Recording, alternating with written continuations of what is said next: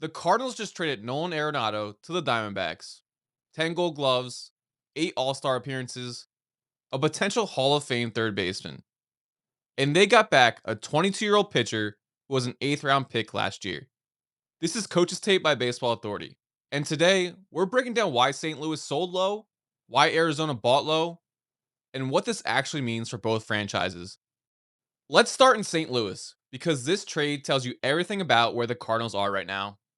Nolan Arenado is owed $42 million over the next 2 years, $27 million in 2026 and $15 million in 2027.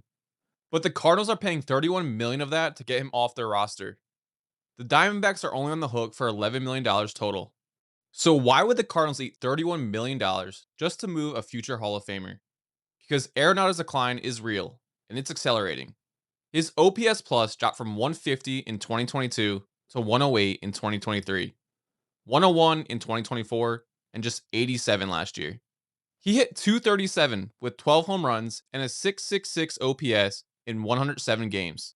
He battled back and hand injuries, and at 34 years old, his body is starting to betray him.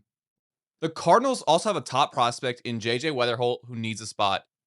Moving Arenado clears third base and gives them financial flexibility to rebuild around younger players. And the return, Jack Martinez, a 22-year-old right-hander that was drafted in the 8th round last year out of Arizona State. He had a 5.47 ERA in college with a 32% strikeout rate but a 10% walk rate. He sits 93 to 95, touches 97, but his command is questionable. He's more likely a future reliever than a starter. This was a salary dump, plain and simple. Now, flip to Arizona, where the Diamondbacks are making a calculated bet. They needed a third baseman after trading Eugenio Suarez to the Mariners at last year's deadline. They're in a win now mode after establishing themselves as a legit NL force. And they're betting that Nolan Arenado, even at 34, even declining, still has something left.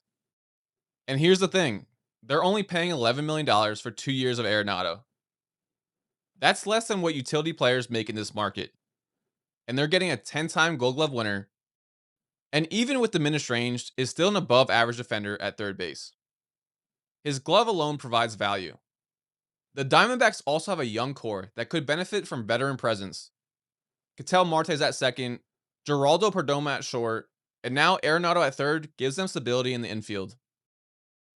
If Arenado completely falls off, they're only out $11 million.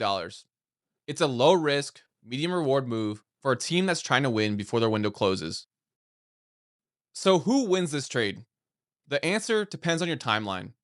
The Cardinals are admitting they're not contenders in 2026, and maybe not even in the near future. They're clearing $31 million in real money and opening a spot for JJ Weatherholt. They're rebuilding on the fly, which is smart if you're honest about where you are.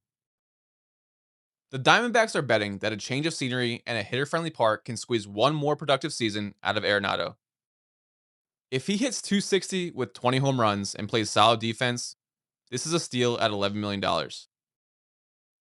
If he's completely cooked, they cut bait and move on. So did the Cardinals sell too low? Did the Diamondbacks buy a lemon? Or is this a win-win for both sides? Drop your grade for this trade in the comments. Thanks for watching Baseball Authority, and we'll catch you on the next one.